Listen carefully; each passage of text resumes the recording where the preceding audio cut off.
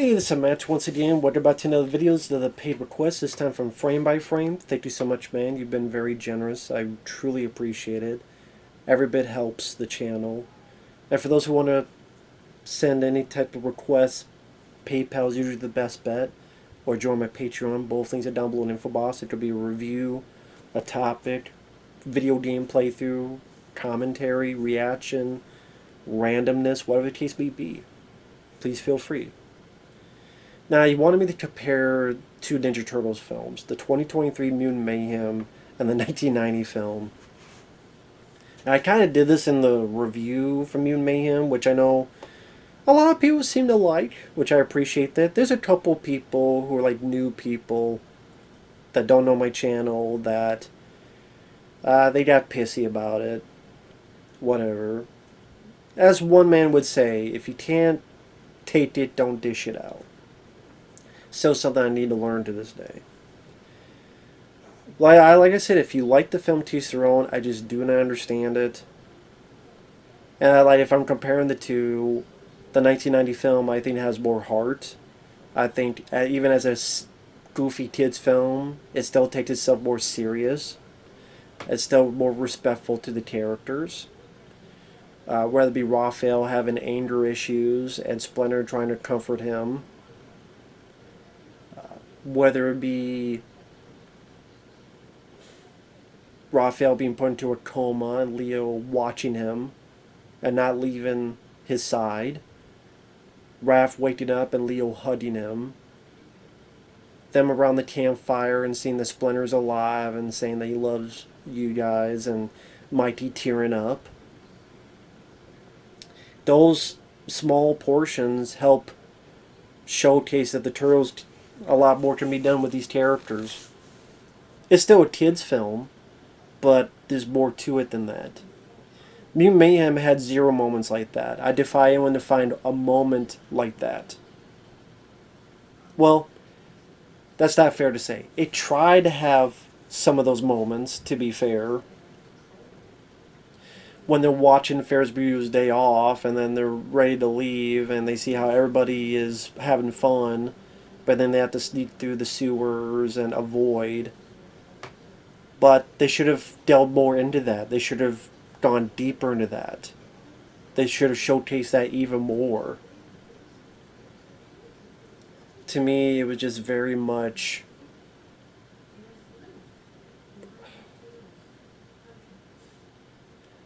barely a dip in the toe into that stuff.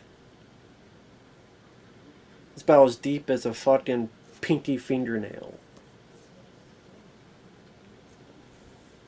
The action, no, the Turtles in the 1990 film didn't go up against a fucking Godzilla-sized creature, but they fought a lot of Foot Clan members, and yes, they didn't defeat the Shredder, but that's because there's a point to it, because Splinter was one that got his ear cut off, whose bastard died, was chained up and beaten. So while the Turtles are able to kick the Foot Clan's ass and dwindle the numbers, Splinter got his moment to shine. It made sense. As much as I like Secret of the Ooze, yes, that should have been the Turtles defeating Shredder finally. And again, as much as I like Secret of the Ooze, it does have its issues. That's one of them. But they felt more ninja action. I mean, from breaking the light and beating the people up while everything's dark and being secretive on that nature. I felt they would use it. Maybe it's not the same in terms of running time, but it felt like there was more ninja martial arts action in the 1990 movie. I don't know how to explain it. It felt like it. In the new one, it was the first time, and it's the first fight, so they're messing up a bit. You have that little montage with that shitty song. And then you have a car chase, and then the finale where they're jumping up and trying to get the damn anti-mutagen in the blowhole. They literally call it the blowhole on Superfly's body. And I guess into one of the primary functions, the turtles themselves and the humor, to me, is miles better than the 1990 film. Yeah, there's goofy, silly stuff in the 1990 film. I don't know how many people don't get Mighty mimicking Jimmy Cadney. But that or him mimicking Rocky Balboa is harmless. And the film didn't have a bunch of fucking milking jokes, 30 or 40 milking jokes. It didn't have April O'Neil fucking puking up a storm and being Puke O'Neil. It didn't have Splinter going out on dates with a stupid looking female mutant cockroach named Scumbag. It didn't have the turtles discussing and goofing off of, I wonder how Splinter's ass smells like. And people defend this shit going, it's a teenage movie. These are teenagers. This is how teenagers talk. If I was a teenager in today's age and I heard that, I would be offended. And if you go, well, these other assholes talk like that, oh, you just call them assholes. It's like, yeah, there are people that talk like that. Do you talk like that? Right now as a teenager? If so, then you're in the wrong. You're a bit fucked up. I don't know what to tell you. It seems that a lot of people go, yeah, teenagers talk like that, and then they talk down about those people. If that's the case, then why do you want the turtles to be annoying irritants? Idiots, morons, dumbasses, unfunny. Why is that an upgrade? Why is that? How is that furthering the franchise? How is that furthering the characters? I asked that, and the people that got butthurt, not because they liked the film, but they got angry because, dare I say, I didn't like the film. They don't offer rebuttals. They don't offer, like, okay, what about what I said? There was one person that tried and said something about, well, they're the only people around in their unit, so of course they don't make fun of their dad. I'm not talking about, the issue is not that they made fun of their dad, dude. He's not watching, but it's the fact that of all the things to use in terms of writing, in terms of dialogue, the best you come up with is what his ass smells like Doritos and cheese. Of course, the guy was like, you want to talk maturity? You're cursing all the time? Yeah, I'm a fucking grown adult. People curse. Hell, if they want to showcase how teenagers really talk nowadays, it would be R-rated. And they would be cursing up a fucking storm. Go to a Call of Duty lobby. Or where the fuck? That'd be cursing up a storm and calling you a dit face. If you really want to get to how realistic. There you go watch Superbad. So Seth Rogen was involved with that, which I like that movie. There you go. You want to have your cake, you need it too, and they're both stale as shit. Sorry. You can't have the cake, you can't eat it, it's stale, throw it in the fucking garbage. It's like Mayhem deserves it to be in the garbage. So yeah, in terms of seriousness and heart, the 1990 film has quite a few scenes showcasing that. There's bare hints in Mutant Mayhem that they could have developed on, and they didn't. Because they wanted to force as many of the mighty mutanimals to sell toys and to sell the movie on star power. We got John Cena. We got Seth Rogen. We got Paul Rudd. Well, what do they do in the movie? Nothing, but they're in it. They're in it, and then they're in a car chase, and then they're told, hey, don't be a bad guy. Then they're like, we're not going to be bad guys anymore. And then they help the humans and turtles. They help the humans get to the turtles to fight fat, big-ass Superfly. There you go. Nothing was done with them. What great dialogue, what great moments were showcased with all those characters they try to stuff into a fucking 90-minute movie. Well, I love it because what will happen in the next one? What was in this one?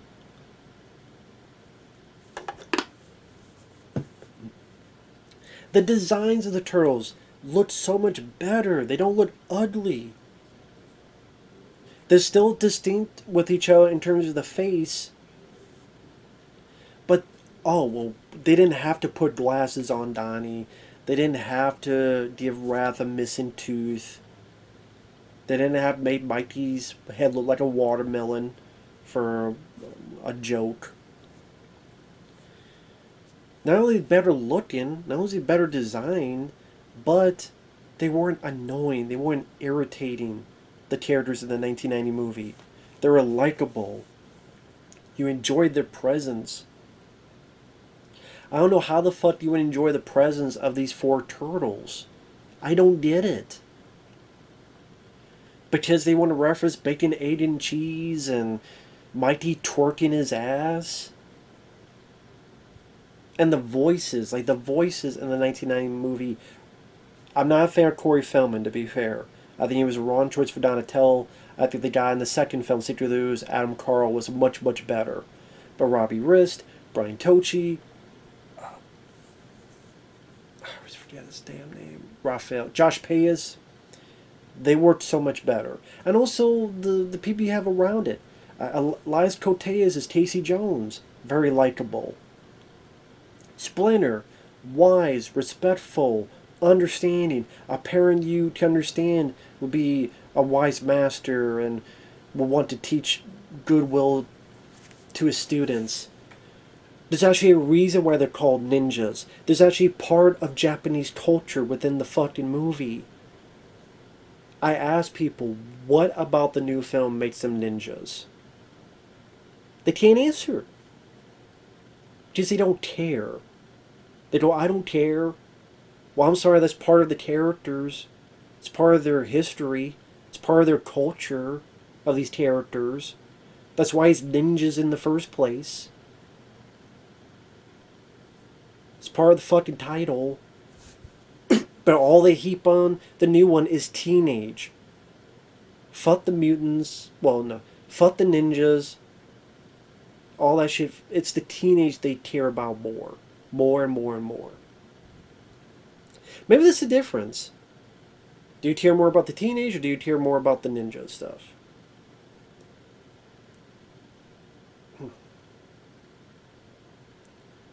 I think the teenage is just amped all the way up to 11 to the detriment of everything else. So there's nothing ninja about the new one. The Japanese culture is completely non-existent.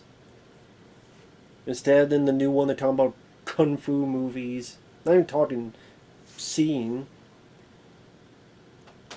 The Splinter in the old one, the 1991 was wise and is a good design. Right voice for it.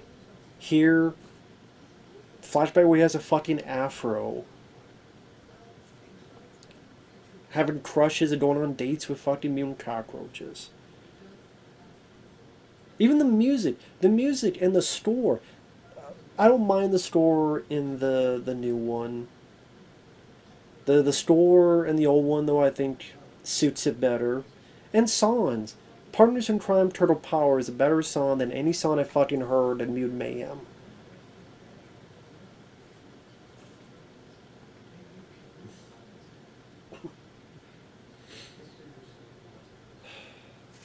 And April O'Neil.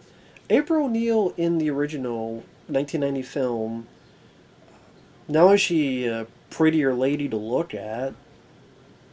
She doesn't look like a homeless fat ass. You just see why someone would have a crush on her. And you tell Raphael does a little bit.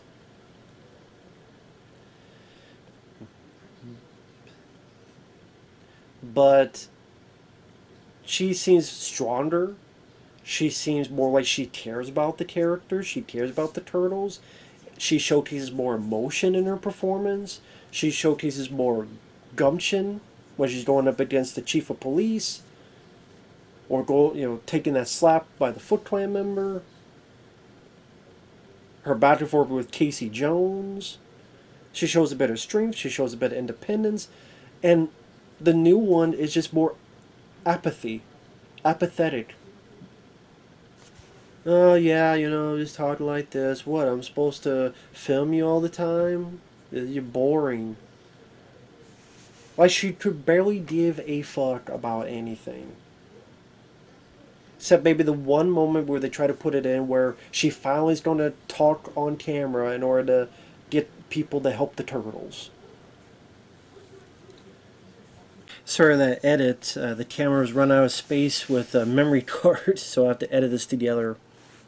But I was in the middle of talking about, in the 1990 film, and a lot of the iterations of these characters, obviously not the 80s, which is what this one. This is what every fucking incarnation of the Turtles want to be now. Is the 80s cartoon once again. That feel and that success. But a lot of the incarnation of the Turtles is the fact that they have to be stuck in the shadows, that they can't just join society, that they are going to be ostracized, but at the same time they're doing the right thing because it's the right thing to do. And that's what makes them more heroic. It's the fact that they're doing stuff. And now that they are,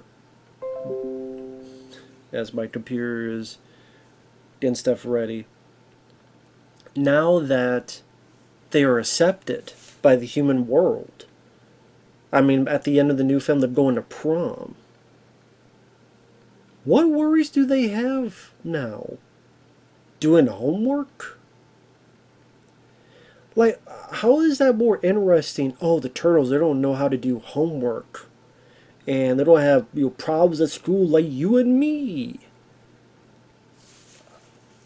People forget that these movies are, and a lot of movies are about escapism. You want to go in this world of the Ninja Turtles and they fight crime, and why the fuck would they need to fight crime if they could go to school and get jobs and do everything else like this? Why the fuck would they need to keep learning martial arts? Why the fuck would they need to fight anything in the future? They don't need to go out. Like, why would Raphael ever be angry again?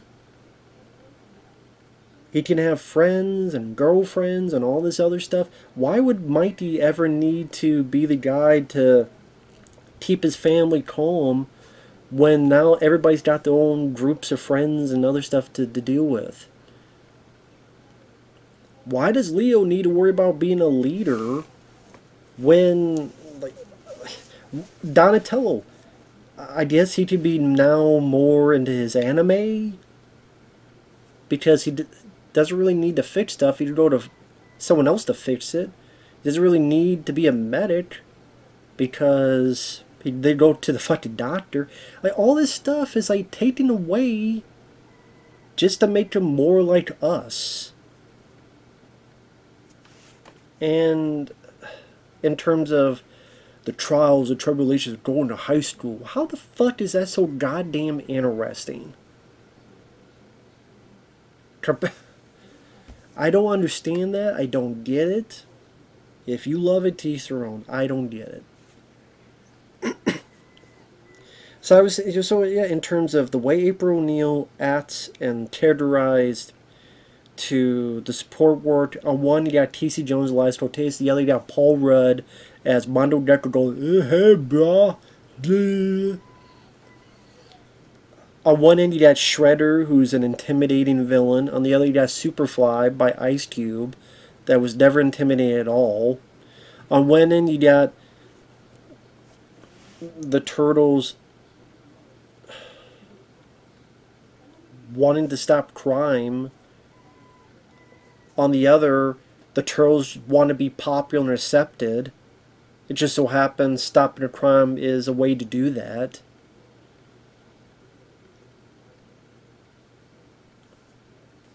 On one end, they're stopping people stealing shit, and Mayhem, they steal shit at the beginning and don't even give the bother of fucking money or a tip. At least the Turtles in the second film gave a tip to Tino when they took the pizza.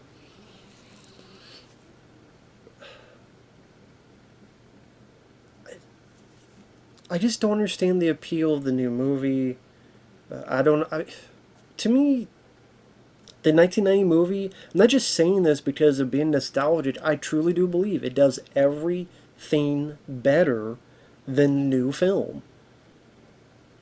I cannot think of one thing that did better. I truly cannot. I truly can't. I'm not saying this to be a hater or to be an asshole. I truly cannot think of something that the Mutant Mayhem did better. I really can't. So,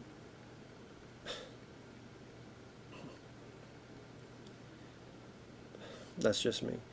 So with that said, I don't know what else to say. Thanks for watching. Take care. We'll see you guys later. Bye-bye.